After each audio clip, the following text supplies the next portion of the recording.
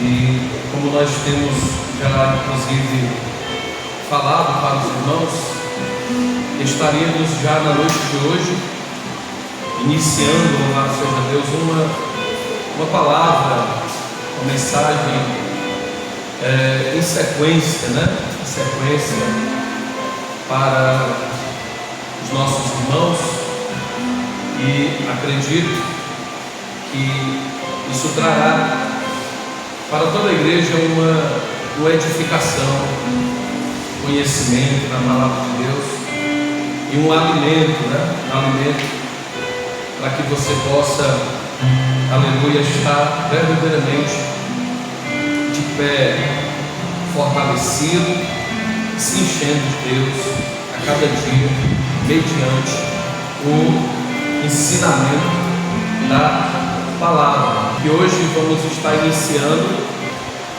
o livro de Tiago, a epístola de Tiago, louvado seja Deus, aleluia, que é uma epístola poderosa e que traz para nós uma série de ensinamentos para a nossa vida cotidiana, ensinamentos para adultos, para jovens, louvado seja Deus, que desejam a cada dia estar verdadeiramente no caminho do Senhor, obedecendo a sua palavra e vivendo como a Bíblia nos ensina, que aqueles que estão em Cristo, nova criatura é.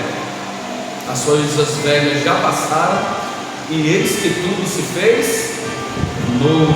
Oh, glória a Deus. Tiago, capítulo de número 1, e eu vou ler apenas um versículo, e na decorrer da mensagem nós vamos estar fazendo referência aos demais versículos de Tiago. Tiago, servo de Deus e do Senhor Jesus Cristo, as 12 tribos que andam dispersas, saúde. Para nós iniciar ou começar a entender melhor o livro de Tiago, nós precisamos conhecer algumas coisas que são importantes para nós entrar no livro de Tiago, entendendo já assim, a grosso modo, o pano de fundo acerca dos capítulos que estão escritos. Primeiro, quem é esse Tiago? Nós sabemos, queridos, que a Bíblia, desde o Antigo Testamento, como também do Novo Testamento, há uma série de Tiagos. Então nós precisamos localizar quem é esse Tiago da epístola ao Tiago, para você compreender, para você entender que não está falando aqui, esse Tiago não é Tiago, o discípulo de Jesus. O discípulo de Jesus, ele foi morto, decapitado, martirizado por amor ao Evangelho, por amor a Cristo. Então, foi um discípulo de Jesus, dos 12 que foram chamados. Então, não foi esse Tiago, não é esse Tiago. Por isso eu trouxe alguns versículos para nós localizar quem é esse Tiago. O primeiro versículo diz que nós lemos: Tiago, servo de Deus e do Senhor Jesus Cristo. Mas eu trouxe outros versículos para nós estar entendendo quem é este Tiago. Vamos lá para Mateus capítulo de número 13.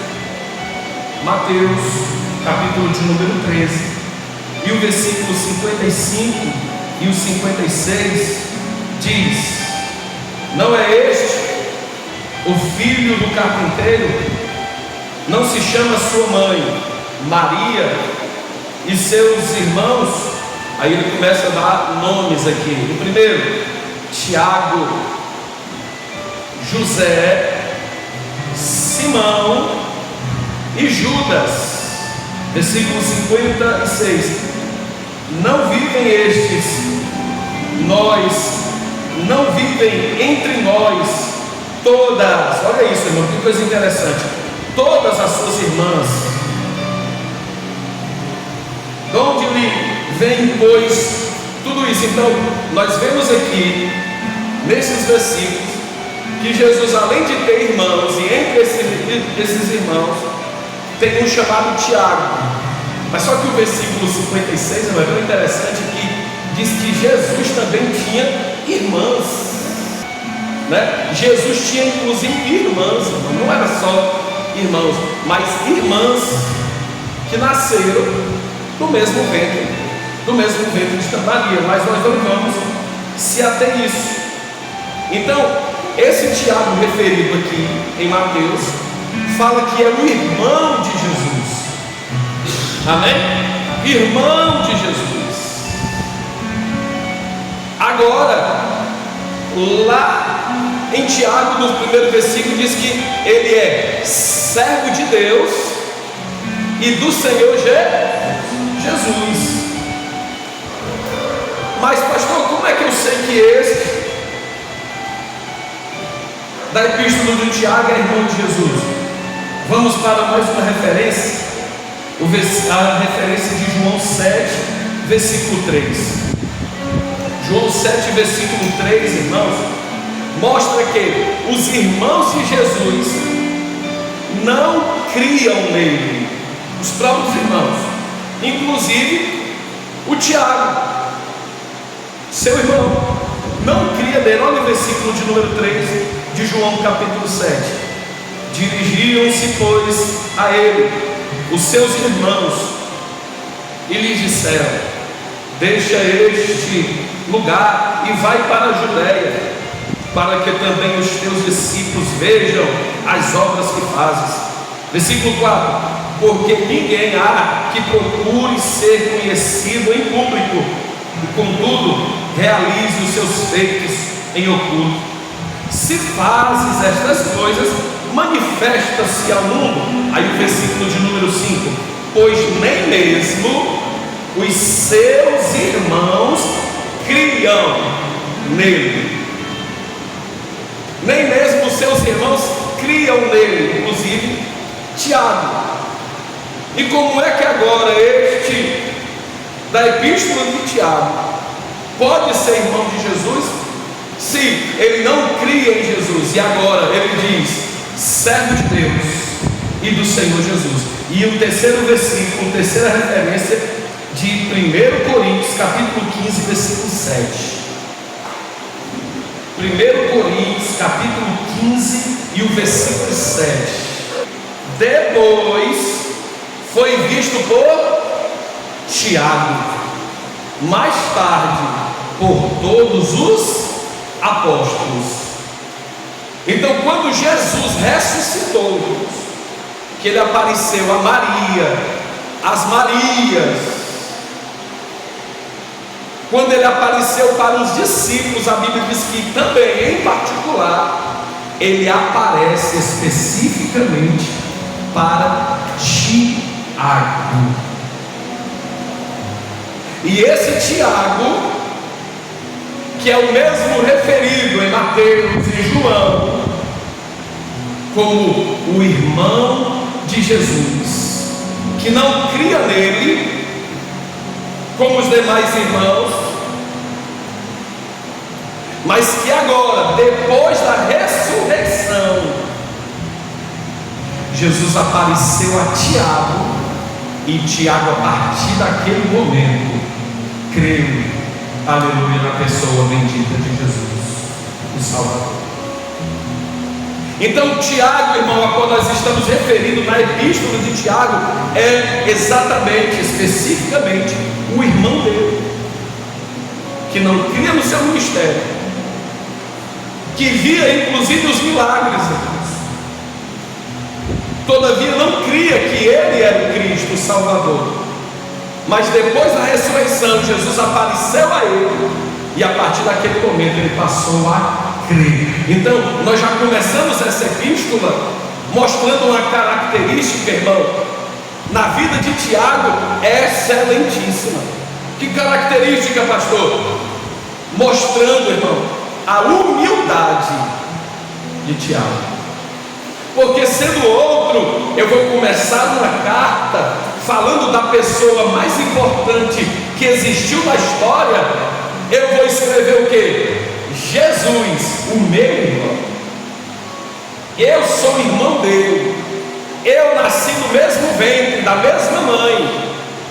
Mas não, Tiago, ele começa essa epístola falando: Tiago, servo de Deus, aleluia. E ele continua dizendo: e do Senhor Jesus Cristo, aleluia, glória a Deus. E isso mostra, amados, isso mostra da parte de Tiago uma humildade, dele não ter se colocado, aleluia, como centro desta carta. Ao contrário, ele se coloca ali como servo. Ele se coloca ali como servo de Deus e servo de Jesus, que agora ele crê, aleluia, louvado seja Deus, que ele é o Salvador. E ele continua dizendo: primeiro, a carta é escrita por Tiago, irmão de Jesus. É escrita para quem? Isso é muito importante, essas perguntas, viu, jovens? Essas perguntas para os textos, obreiros, essas perguntas para o texto. Quem é esse personagem? Foi escrito para quem? E com qual propósito? Vai trazer para você um esclarecimento bem maior das Escrituras Sagradas. Então nós localizamos quem é Tiago. Esse Tiago é o irmão de Jesus, mas se coloca aqui como servo de Jesus. E vem agora para quem ele escreve. E a Bíblia diz o quê? As 12 tribos. As 12 tribos.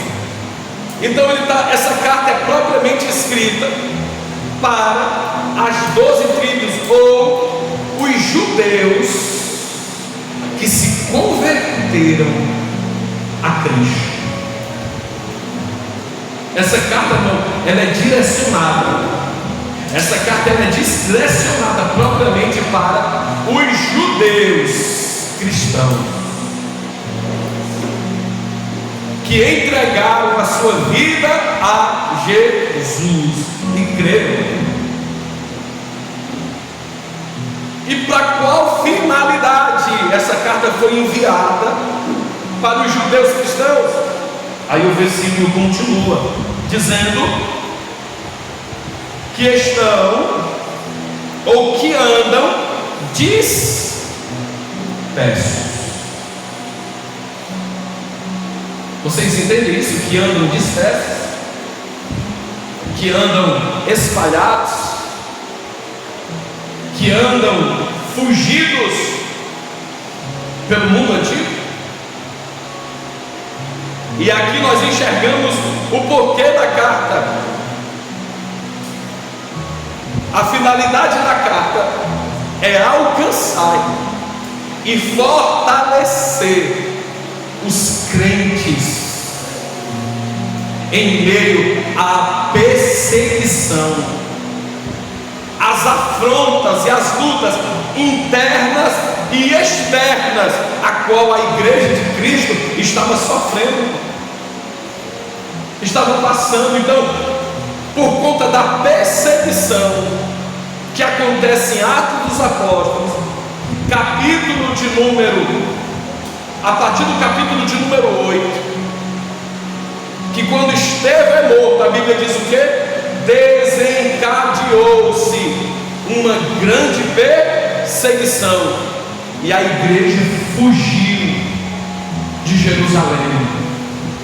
A igreja fugiu de Jerusalém, chegando, aleluia, nos continentes do mundo antigo, chegando em outras cidades. E Tiago escreve exatamente essa carta porque a partir daqui ele se torna um líder da igreja em Jerusalém. E como líder ele sente a necessidade exatamente disso, de ajudar os irmãos. a enfrentar os problemas que se levantou contra a vida deles por meio da perseguição, queridos. Então, você já olha o contexto, esse é o pano de fundo, esse é o contexto da epístola de Tiago. Uma carta escrita para os irmãos crentes, judeus cristãos, com a finalidade de fortalecê-los na hora da luta, na hora da dificuldade, na hora da prova, na hora das provações que se levantariam contra a vida deles. Então, nós vamos entrar agora exatamente no corpo dos escritos de Tiago e como ele trata, louvado seja Deus, das situações diversas, tentando ajudar os irmãos em cada uma dessas dificuldades que eles estão enfrentando no mundo antigo. Então vamos olhar para a Bíblia. Olha para a Bíblia Sagrada, os primeiros 3 versículos, versículo 2, 3 e 4. Tiago já começa a falar, irmão, sobre o teste da nossa fé. A nossa fé precisa ser, irmão, testada. E se ela precisa ser testada, para quê, pastor? Para exatamente provocar na vida daqueles que estão sendo testados maturidade. Irmão, você precisa anotar isso. Você precisa anotar isso, ou guardar isso no teu coração. A nossa fé precisa ser testada para gerar em nós maturidade. Quando falamos de maturidade, eu estou falando de crescimento espiritual. Teste, irmão, e fé que não é testada pelas circunstâncias da vida, nunca amadurece, nunca cresce. Então os primeiros versículos, olha isso, meus irmãos, tem de grande alegria quando enfrentardes várias tentações. Em algumas versões fala passares por várias tentações, sabendo que a prova da vossa fé opera a paciência. Tenha, porém, a paciência e a sua obra perfeita, para que sejais perfeitos e completos, sem falta em coisa alguma. Então, quando a nossa fé é testada pelas tentações, irmão, que sobrevêm contra a nossa vida, ela vem com um caráter pedagógico, ela vem para nos ensinar, ela vem para nos fazer amadurecer. Então é o que Tiago está falando para os judeus cristãos, é o que Tiago está falando para a igreja, dizendo que essa perseguição, essa provação, essa tentação que eles estão enfrentando, aleluia, é para o amadurecimento da fé deles, é para que eles cresçam, é para que eles venham florir e lhe dar frutos em meio a circunstâncias difíceis. Crentes, nós precisamos entender uma coisa na nossa vida cristã: nós nunca conseguiremos dar frutos se a nossa fé verdadeiramente não for provada, porque ela fica uma fé estagnada, sem treinamento, sem preparação. Eu sei, pastor, mas às vezes eu choro, às vezes eu coloco a mão na cabeça e digo: o que vai ser da minha vida? Às vezes eu olho para um lado e para o outro, eu só consigo ver uma solução, só Jesus. E quem de nós já não passou por isso? O detalhe em tudo isso é que nós todos passamos. Mas o detalhe maior é que nós estamos sendo preparados, moldados, irmãos, por esta ferramenta que Deus usa para fazer crentes inconstantes se tornarem crentes maduros, preparados, referências, fortes, aleluia, louvado seja o nome santo do Senhor. Eu acho muito maravilhoso o que está escrito em Efésios, no capítulo de número 6. Nos demais, irmãos meus, fortalecei-vos no Senhor e na força do seu poder, revesti-vos de toda a armadura de Deus, para que possais estar firmes contra as astutas ciladas do diabo, porque não temos que lutar contra a carne e o sangue, e sim contra os principados e contra as potestades, contra os príncipes das trevas deste século, contra as hostes espirituais da maldade nos lugares celestiais. Portanto, tomai toda a armadura de Deus, para que possais resistir o dia, o quê? O dia mau, e havendo feito tudo, ficar inabaláveis.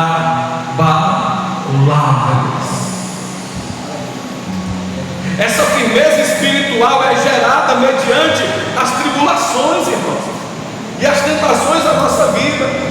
E para a igreja que estava fugindo, a igreja que estava temendo seus adversários, precisava muito dessa palavra para mostrar para eles que aquilo que eles estavam passando era necessário para o crescimento espiritual de cada um. Queridos, Jesus deu uma ordem. Jesus deu uma ordem lá em Atos, no capítulo de número 1, versículo de número 8, quando ele diz assim: e recebereis a virtude do Espírito Santo, que há de vir sobre vós, e ser-me-eis minhas testemunhas. Vamos lá? Tanto em Jerusalém, Judéia, Samaria e o que? Os confins da terra. Testemunha no mundo antigo inteiro. Todavia, quando Jesus foi assunto aos céus, eles receberam o revestimento de poder. Eles se acomodaram especificamente aonde? Em Jerusalém. Ele esqueceu Judéia, Samaria e os confins da terra, e se acomodaram em Jerusalém. E não foi esta a ordem de Deus.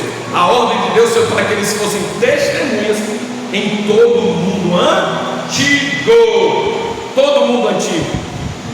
Mas só que no capítulo 8 de Atos, o que acontece?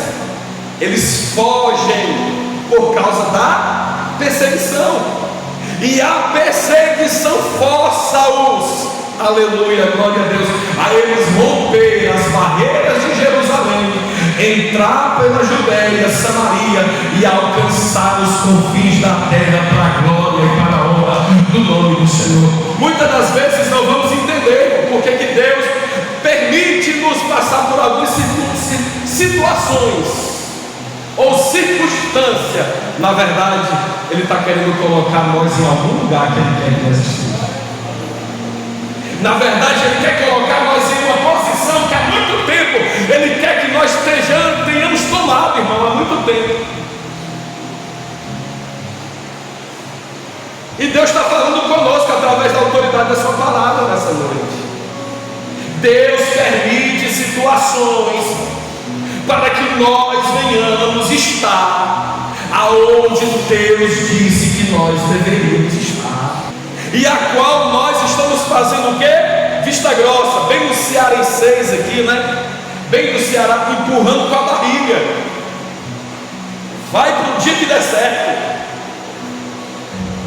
Quando eu tiver o tempo, aí vai empurrando com a barriga.